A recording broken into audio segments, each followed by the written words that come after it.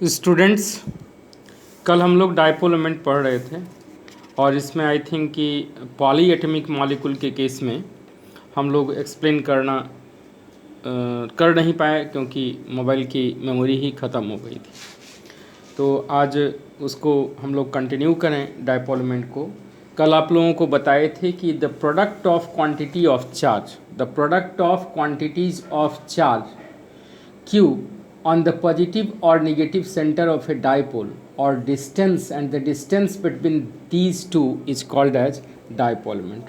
तो mu is equal to हम लोग एक्सप्लेन किए थे कि mu is equal to e into d, और यहाँ म्यू का वैल्यू भी हम बताए थे कि 1 dy is equal to SI unit में 3.33 इंटू 10⁻⁻30 कूलम्ब मीटर, और ESU यूनिट में 10⁻⁻18 ESU सेंटीमीटर। वक्त को हम लोग कंसीडर करते हुए ये भी बताएं कि डायपोल मोमेंट एक वेक्टर क्वांटिटी है जिसका डायरेक्शन कहाँ होता है, from positive pole to negative pole, यहाँ से यहाँ, ठीक है। HCl का यहाँ से यहाँ, HBr का यहाँ से यहाँ। पॉलीएटमिक मॉलिक्यूल में रिजल्टेंट डायपोल मोमेंट हम लोगों को देखना पड़ता है।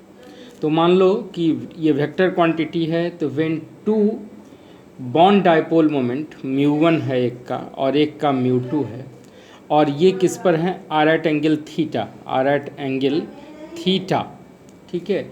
Then resultant dipole moment will be what, μ1 square plus μ2 square plus 2 μ1 μ2 cos theta, ये वैल्यू आएगी।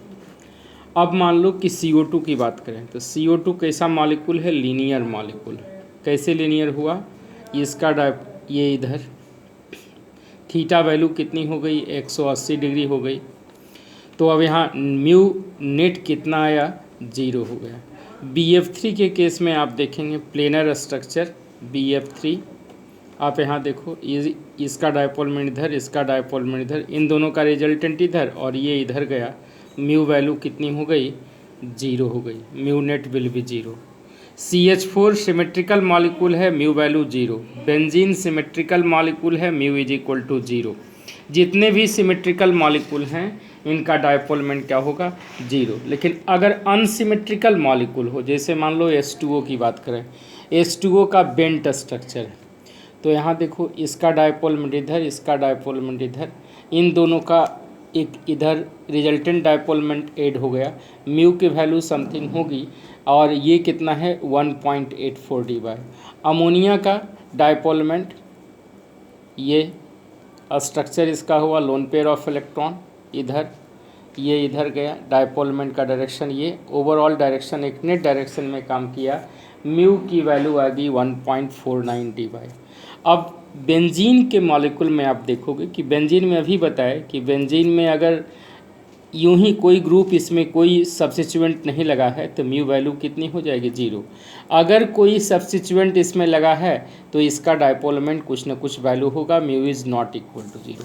अब बात आती है बेंजीन वाले ऑर्थो डेरिवेटिव में, जहाँ की ऑर्थो फॉर्म में अगर बेंजीन का मॉलिक्यूल हो, जैसे मान लो कि यहाँ बात करें फिनॉल और यहाँ लगा दो F, तो इस केस में देखो क्या है, यहाँ फ्लोरीन इस हाइड्रोजन के साथ इंटरेक्शन शो करेगा, तो यहाँ बॉन्ड एंगल, ये जो एंगल थीटा एंगल जो होगा ये क्या होगा, रिड्यूस हो जाएगा ड्यू टू इंटरेक्शन।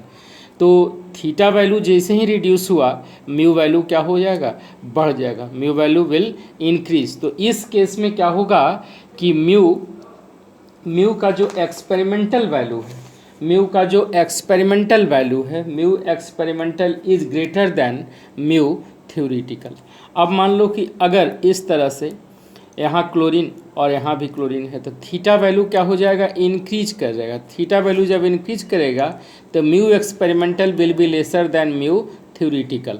लेकिन अगर मान लो जहाँ कोई इंटरेक्शन नहीं हो, जैसे मान लो 1,2 डाई मिथाइल बेंजीन के देखें, तो यहाँ थीटा में कोई चेंजिंग नहीं आएगा, एंगल में कोई चेंजिंग नहीं आएगा, तो mu experimental is equal to mu theoretical.